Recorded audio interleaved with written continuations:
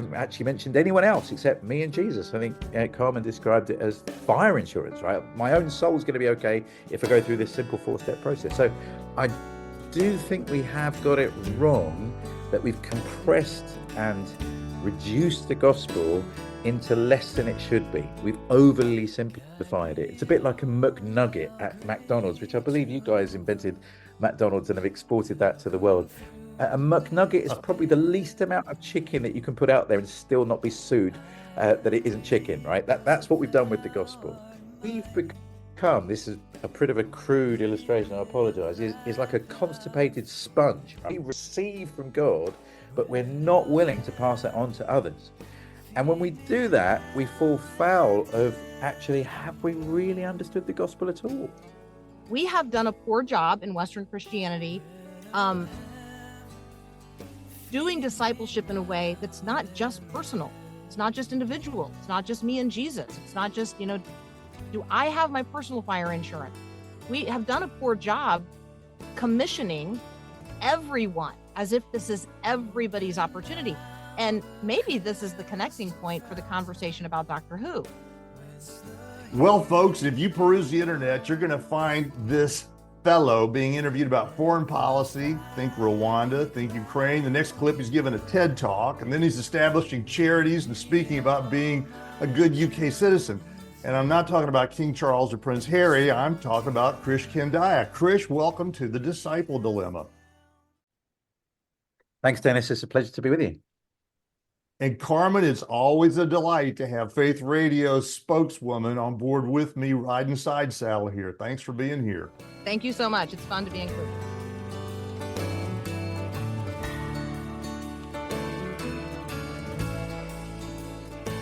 Krish, I have stalked your rap sheet, and I think the first thing we have to clarify for everybody watching is I really need you to clean up the Doctor Who dilemma about Anglican Marines and this whole problem of faith collapsing. Can you kind of straighten that out for us?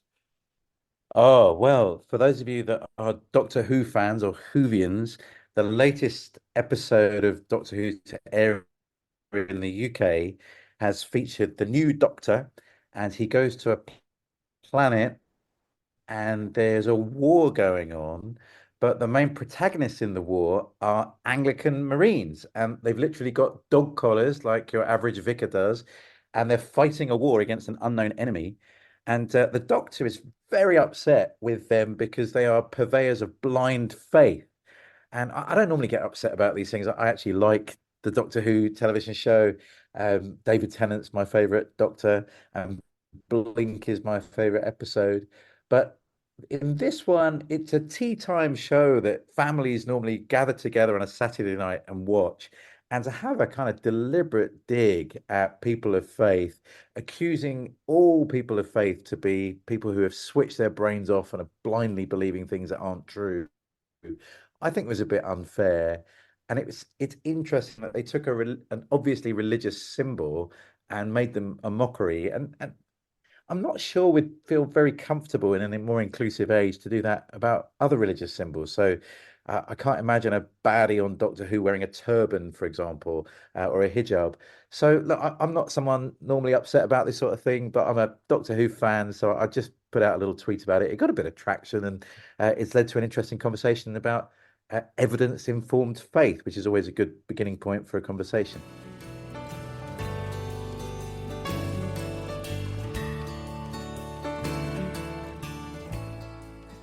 Okay, so that kind of launches us into this conversation about discipleship. And I think the question that I would have to sort of start the build as we begin to think about discipleship globally is that just the BBC being the BBC? And is it a really nice opening for us to have conversations with people? Or is this the prevailing view of the universe in the UK about Christians in general? Your whack jobs, and here's one more manifestation of it. What do you think? What do you sense? Well, I think there are two ends of the scale here. There's a group of Christians that start using the word persecution. Christians are being marginalized and persecuted, and I get a bit upset about that because I've met Christians from places like South Sudan or Pakistan or even Afghanistan, and North Korea. And what they are experiencing as persecution is threat to life. They have to, go underground. They could be beaten up in the street for their faith. And we are experiencing nothing like that in my part of the Western world. And a bit of ridicule we can cope with. So I'm less nervous about that.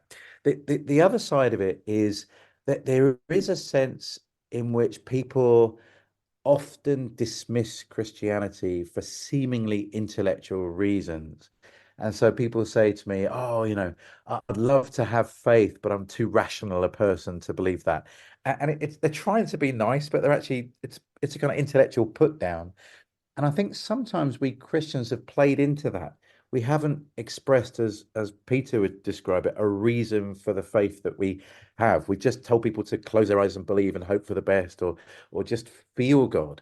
And I think sometimes we Christians have done ourselves a disservice in that we haven't talked about the intellectual rigor of our faith, that there's evidence for our belief, and this isn't just a blind leap of faith into the dark. This is an informed step based on the evidence that we know. If you read John's gospel, he tells you at the end of his gospel, he says, "These are written." I could have told you loads of things about Jesus, but these specific things are written so that you might have faith, you might believe. So he's trying to persuade you based on evidence, eyewitness account of who Jesus was, what he did, the miracles he did, what he said, and obviously the death and resurrection and ascension of Jesus. They were the building blocks of faith. So uh, I think this Doctor Who thing, it's a tiny little storm in a teacup, we might say in the UK, but I wouldn't want to go too far down the marginalization persecution route. I'd definitely rather go down the let's challenge the intellectual snobbery there might be about Christian faith.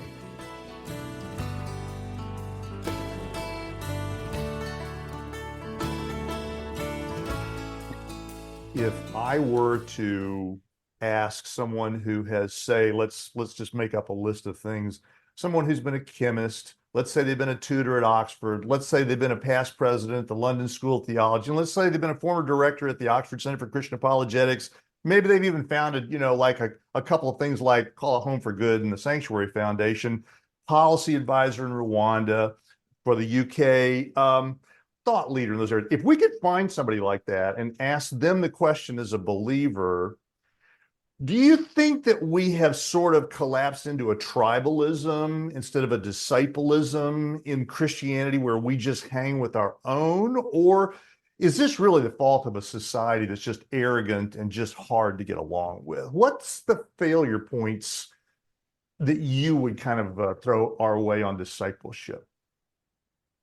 Well, Dennis, and I'm forward to hearing from Carmen because she's the intellectual in our midst. So I'm longing to hear from her. And just to be clear, most of those things you said were very generous and accurate. I didn't advise the government on Rwanda. I'm the world's biggest opponent of sending people to another country to seek asylum. I've tried to persuade them otherwise. But in answer to your question, I think in one sense, human nature has not changed throughout history. We are the same people. The people that had a problem with Jesus were often hard-hearted, arrogant, judgmental. And guess what? We see those same traits in ourselves and in our wider culture today. So at one level, nothing's changed. At another level, I think the church, we have often forgotten the urgency of making disciples. So I was giving a talk the other week in Bristol, and someone asked me to speak on the Great Commission. I said, "Okay, I'm all in for that." And I just used the structure of how often in Matthew 28:18 to 20, the word all comes in. So all authority in heaven and earth has been given to Jesus. So he is the most powerful being in the universe, and we come to him as our Lord and Master, the cosmic ruler of everything. And and weirdly, Jesus says, "Because all authority has been given to me, I'm sending you," which seems odd, doesn't it? If he's the most powerful person in the universe, why is he sending us? I think he's telling us that we are going in his name. We become his ambassadors. We go with authority. We don't need to be afraid of the culture wars or persecution because Christ is with us. He's got our back. And then he says, "I want you to go I want you to go to all nations. And that's interesting, isn't it? Because um, often we get preoccupied with our own nation and our own backyard, and that's really important. We need to do the job here, but there's not a single centimeter of the world that doesn't need to hear the gospel. Every single part of this planet needs to hear it. There's every people group, every subculture. They need to be engaging with Jesus. And I got a bit provocative because at the moment, some of those contested places would be places like Israel and Gaza. Which out of those two places needs to hear the gospel? Which one of those two places needs to receive the love and mercy of God and an opportunity for forgiveness and repentance? Well, Jesus said all nations, so that would include Israel and it would include Gaza, right? Everyone needs to hear this message. And then he said, I want you to teach them to obey everything, or let me change it a little bit, teaching them to obey all that I have commanded you. And you go, okay, what does that mean? That means that doesn't just mean having people become Christians. That doesn't just mean easy believism or conversion. Jesus means everything he commanded his disciples, whether that's, the Sermon on the Mount and being salt and light in society, whether it's how we treat our parents, and we're worse than an unbeliever if we don't care for our parents, or whether that's how we treat outsiders, like in the parable of the Good Samaritan, or whether it's about how we spend our money, all that I've commanded you. And sometimes we've tried to reduce the gospel to 4 bullet points. And if I can get the most amount of truth, if I can get the least amount of truth to the most amount of people, then I've been efficient in my missionary work. That's not what Jesus said. He said, all authority, all nations, and teaching them to obey all that I've commanded you.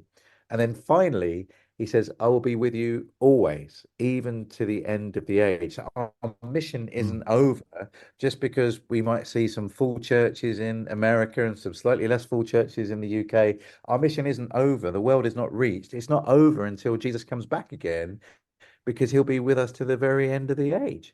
So I think we have neglected even the most basic elements of the Great Commission, and we've ended up with some kind of emaciated, truncated, reductionist gospel and a reductionist mission. And many of our brothers and sisters in some of the toughest parts in the world are just put with all of the gospel all of the time.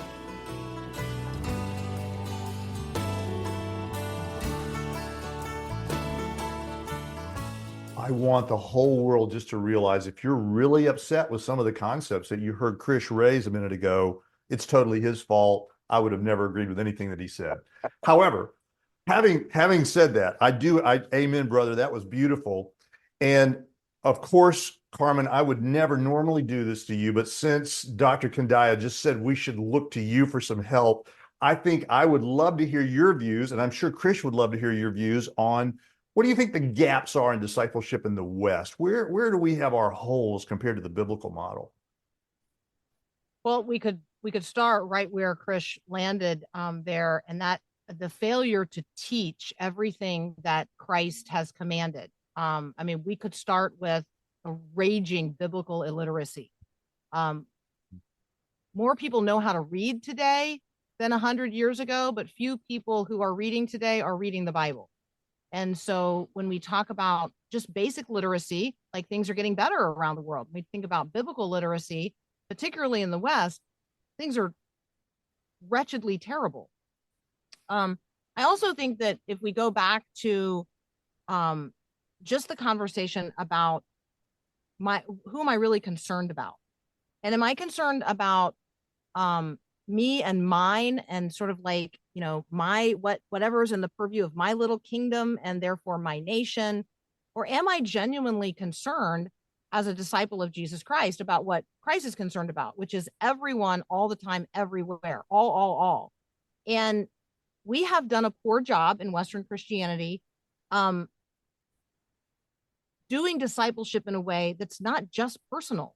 It's not just individual. It's not just me and Jesus. It's not just, do I have my personal fire insurance? We have done a poor job commissioning everyone as if this is everybody's opportunity. And maybe this is the connecting point for the conversation about Doctor Who. The Anglican Marines, right? There's a there is this sense that there's some people who have collars, right? And all the rest of us don't. Well, that's not true. It takes all of the disciples of Jesus understanding that we are a part of the Great Commission, that we are co-missionaries with one another, and that together we go, and together we go everywhere.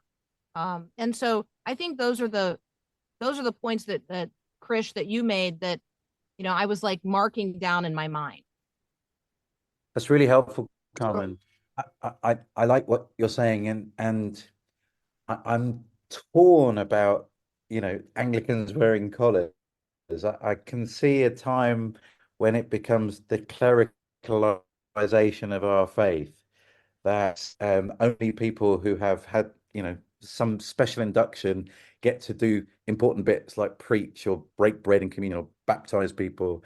So I'm nervous about that, but I can see great value in the pastoral calling and from being identified as being such. So yeah, I'm torn about that. But like you, I'm absolutely passionate about the priesthood of all believers, that all of us have a role. We're a body. It's not just some visible parts of the body that matter. The whole body matters working together. So that's a really helpful insight. Thank you.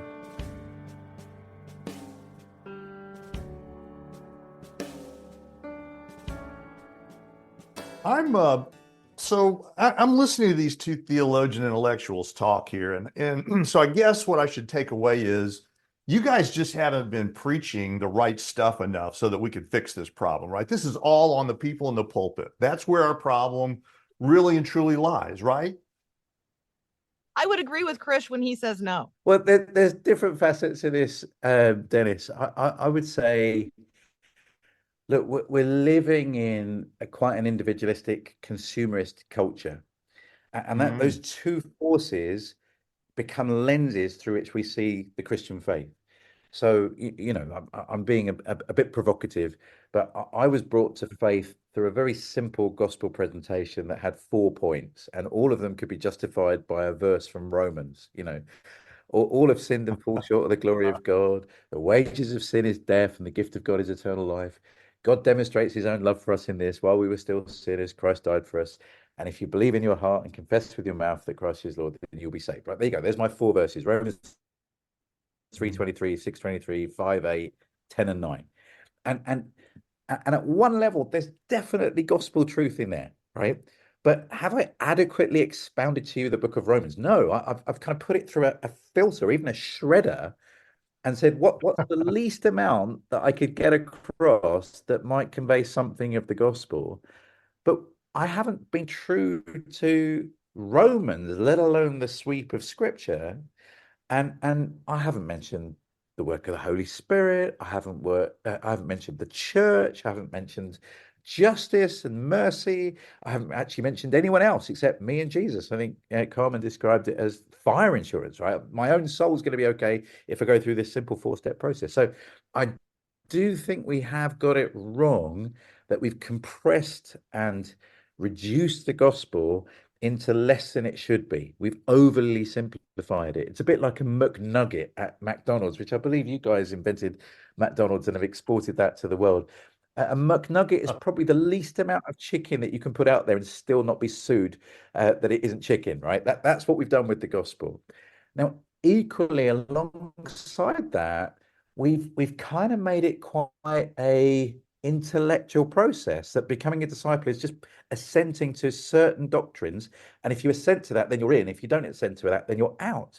But if you look at the scariest, least preached parable of Jesus, which is the parable of the sheep and the goats, and you're going, okay, Jesus, you're clearest in the sheep and the goats parable about what judgment is going to be like. This is the final day. The Son of Man is sitting on his throne and he's judging the nations, sheep separated from goats.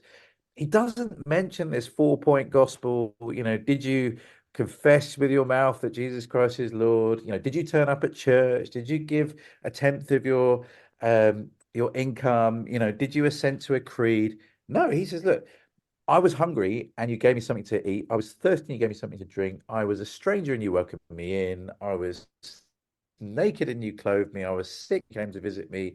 You know, these are really odd things that Jesus is looking for as evidence that we're in the kingdom. And so he seems to be looking for a whole life discipleship that isn't just about me and God, but it's actually about how I relate to the most vulnerable, marginalized people on the planet. And again, this isn't salvation by works. This is Jesus. He didn't get the gospel wrong. In a few verses, he's going to go to the cross and die for the sins of the world and be resurrected, victorious over death. So he gets the gospel right. But he is saying there is a practical outworking of the grace that God pours into us. You know, just as we've received grace from God, if it isn't being poured out to others, we might not have understood it. And it comes across so many times in the scripture, this cascade effect. What you've received from God, you pass on to others. You know, as the Father has loved me, love one another, right? Or forgive us our sins as we forgive those who sin against us. Freely you've received, freely give. There's this sense that you've received grace to pass on to others. You see it all the way back to Abraham. I have blessed you, and through you, all nations will be blessed.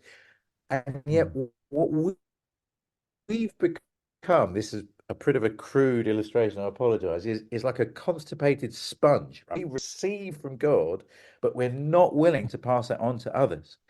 And when we do that, we fall foul of actually, have we really understood the gospel at all? Folks, we're talking with Dr. Krish Kandiah, who, along with being husband to Miriam, 6 kids, 13 books, tutor Oxford, president, formerly London School of Theology.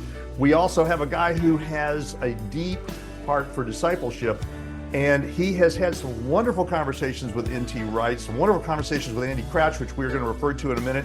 And when we come back, Carmen's ready to rebut everything that he's saying about discipleship. Stay with us.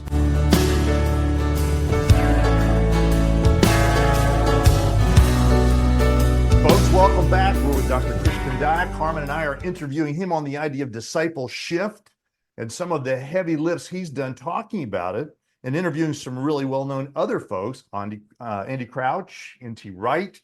And just to open up, Carmen, what are your thoughts on what you're hearing so far from Krish? I really appreciate, Krish, your global perspective, and then it's so deeply personal, right? That a person's need is certainly to be introduced to Jesus as the way of salvation, but a person has a constellation, a litany of other needs as well, and those are very human and very real and ongoing. And the Christian witness has been most compelling. I mean, let's think about the days of the Roman Empire. The Christian witness was most compelling because Christians picked up babies that people had literally discarded. And so where is that happening today? How is that happening? Where is the fruit? And if we were to look at fruit, then where are disciples being made? If we were only going to judge like who are the Christians based on the fruitfulness of a genuine fruit inspection, a Galatians 5 kind of fruit inspection, then where would the Christians be? And I'm not sure that a lot of them would be, quote unquote, in church, because there's a lot of folks sitting and soaking in church week in and week out, year in and year out, but they're not activated. They're not released. They are reservoirs, not conduits, to basically redeem your sponge image offered earlier. So yeah, we want to be conduits, not reservoirs, is what I hear you saying. Yeah, that's a really good summary. I agree with that.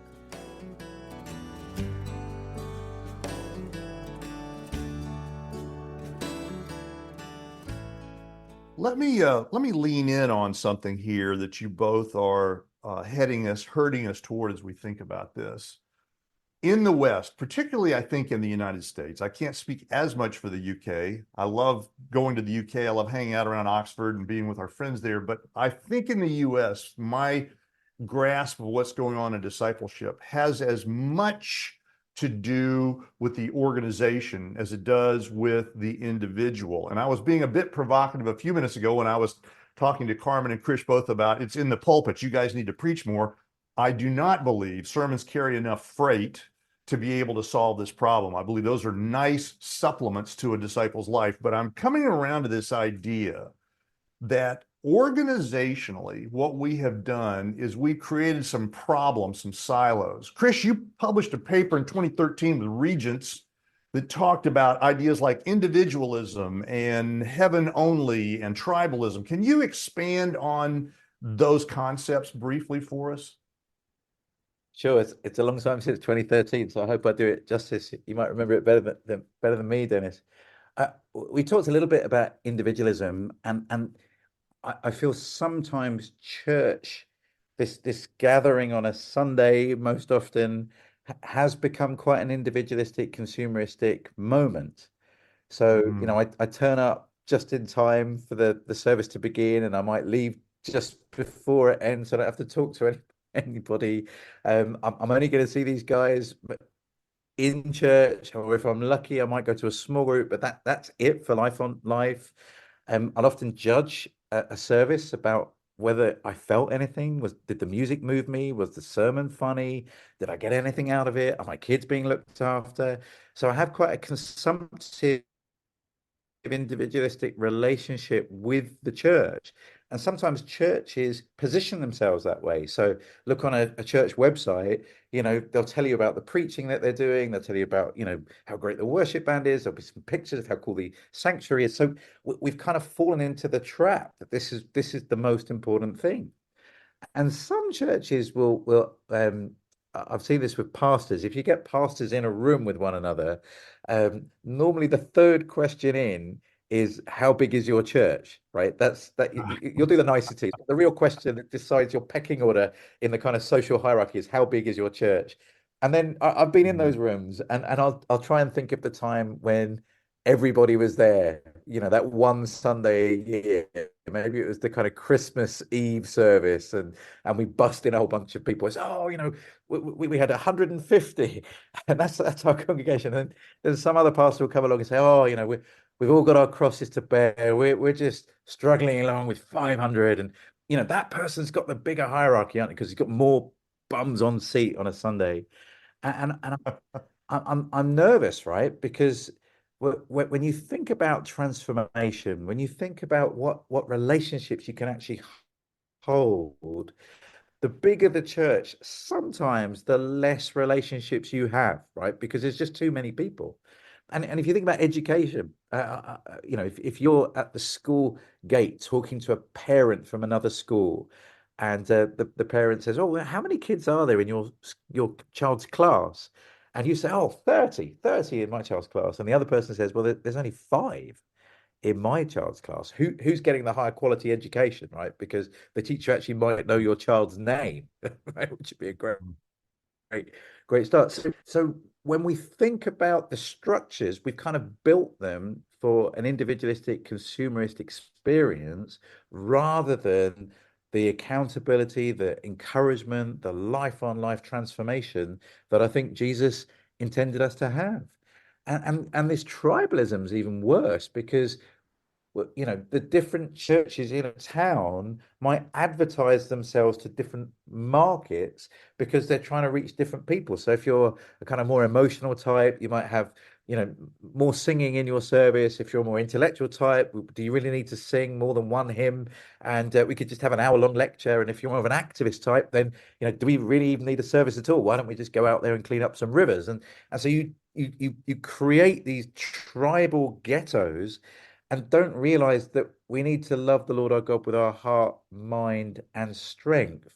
And therefore, I need those people who are a little bit more emotionally connected to challenge me, who might be a bit too much intellectual or a little bit too more activist. We need to bust out of our tribes so that we can worship God with all that we are, not just some bit I prefer to bring together on a Sunday. So I think we've built these strange things that we call churches that are actually quite a long way away from what I think Jesus intended with discipling communities. Can I share a silly illustration with you? Would that be okay? It's a little bit from the UK, but there is a former Archbishop of Canterbury, a guy called William Temple, and he said the church is the only institution that exists for the benefit of non-members. And I kind of like that idea he's Anglican, Episcopal, I think you call it in the States. I'm from a Baptist background, and we agree with Anglicans on so many things. I think he's like 80% right, because I can think of another institution that exists for the benefit of non-members, at least here in the UK. In the UK, we call it the RNLI, the Royal National Lifeboat Institute. I think in America you call it Baywatch, but I could be wrong. Or the Coast Guard. Mhm. Now imagine that your local Coast Guard in Britain, they're a charitable organization. They raise funds in order to go and rescue people from the sea. And there are normal people, like some guy might be a bank manager, another lady might be a teacher, but they're on call 24 hours a day, 7 days a week. Whenever someone's in trouble in the sea, they get called and they muster and then head into danger. It's incredible. But imagine that this local lifeboat station is struggling with recruitment and it's struggling with funding. And so they decide, look, we're asking too much of people. I mean, why would we ask people to put themselves in danger for other people? Why don't we just kind of cut that bit out? And, our most valuable asset is the lifeboat that we go into the sea with, and it's expensive to run. So I tell you what, we'll ask less of people and we'll sell the lifeboat. We'll sell the lifeboat and invest instead in a really nice clubhouse. And we'll deck this clubhouse out with beautiful seating, a surround sound system, because when we gather, and let's not ask people to be available 24 hours a day, 7 days a week. Let's just ask them for an hour a week at the weekend. And when we gather, what we'll do is we'll sing sea shanties to buoy up our spirits, and we'll watch videos of great rescues of the past. That's what we'll do. That's our strategy to recruit more people and to save money.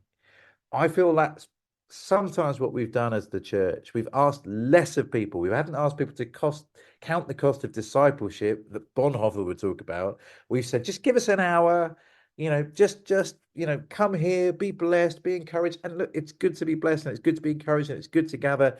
But we've missed the heart of discipleship, which is to walk in the footsteps of Jesus, to be led like lambs in front of wolves, because we're called to be part of the mission of God, wherever that takes us.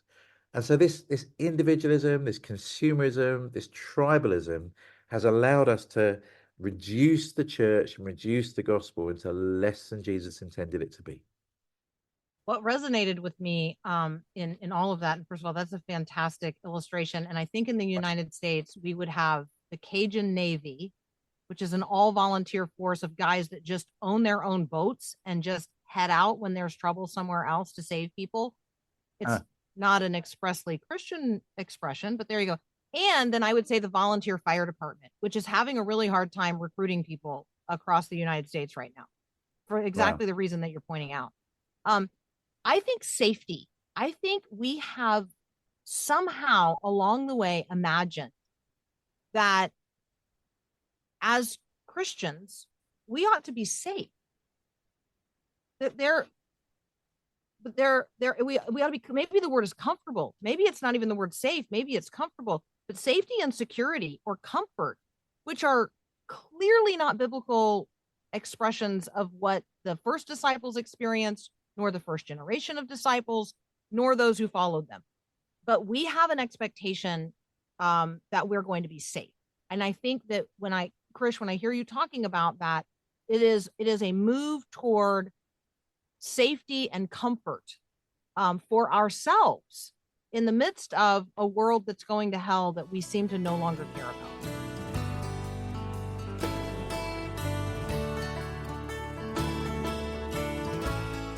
I am mindful of our time, so I want to pitch a question. So now, what do we do to try to help the church, meaning the individuals who are disciples and the leadership particularly? This is a conversation for leadership. What do we do to help people recognize institutionalism, individualism, heavenism, tribalism? What do we do to start rearranging the culture back to the model Jesus gave us? Krish, some thoughts from you? Big question, Dennis. I'd say a few things.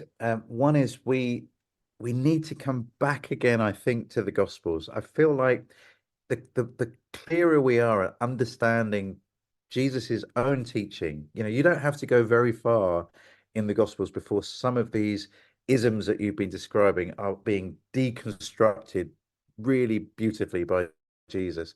So let's go back to the Gospels. I think let's connect with the global church. I think if you had the opportunity to spend time with Christians in places where it's so tough to be a Christian, that this easy believism, this reductionist gospel just doesn't cut it. Those guys have given up on the faith. We need to be hearing from them. There's one thinker that's quite easy to find. He is actually from Rwanda, and he decided to stay in Rwanda when the genocide was going on. He had lots of opportunities to leave, but he felt called to stay and be a witness. His name is Antoine Royataseri, and if you Google him, he spoke at the last Lausanne Global Gathering in South Africa. And even if that's the only sermon you heard from the global church, and pray God that it isn't, there are wonderful thinkers from Latin America, from Africa, from Asia that will push us beyond this kind of cultural Christianity that we might have fallen ourselves into. But Antoine Ruteseri would be a great person to start with. Another lady would be Ruth Padilla, divorced down there in Costa Rica at the moment.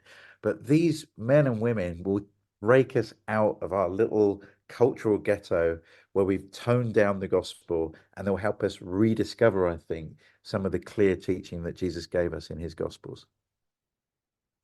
We will make sure that the show notes highlight both of those folks. And I want to point out to everyone that Antoine was mentioned by Krish in one of his articles with a quote that absolutely cut me to the heart. What kind of discipleship are we exporting to the world? What a penetrating question that was.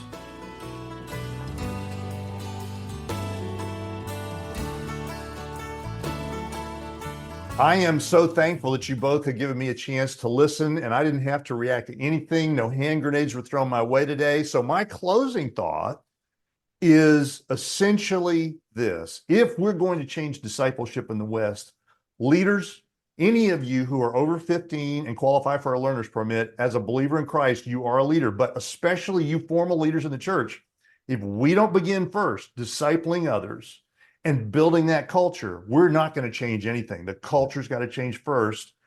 That will be my piece without being persecuted by either of these two great minds. Dr. Krish Kandiah, we are so thankful you joined us today on the Disciple Dilemma. It's my pleasure. Lovely to meet you, and lovely to meet Carmen as well. Carmen, good luck with graduation rehearsal today. We're so glad you were with us. Thank you as always, Dennis. It was great. And Krish, what a delight. So glad to meet you. Would you help the church think more about discipleship? Would you help us get the conversation started to talk about the biblical discipleship Jesus gave us? Please follow us. Our website, www.thediscipledilemma.com. You can find us on YouTube, LinkedIn, Instagram, Facebook, and all the RSS feeds. If you'd follow or like us, you'll help us get leverage in the digital marketplace to talk about the fact that discipleship needs to be talked about. And as always, folks, thanks for listening.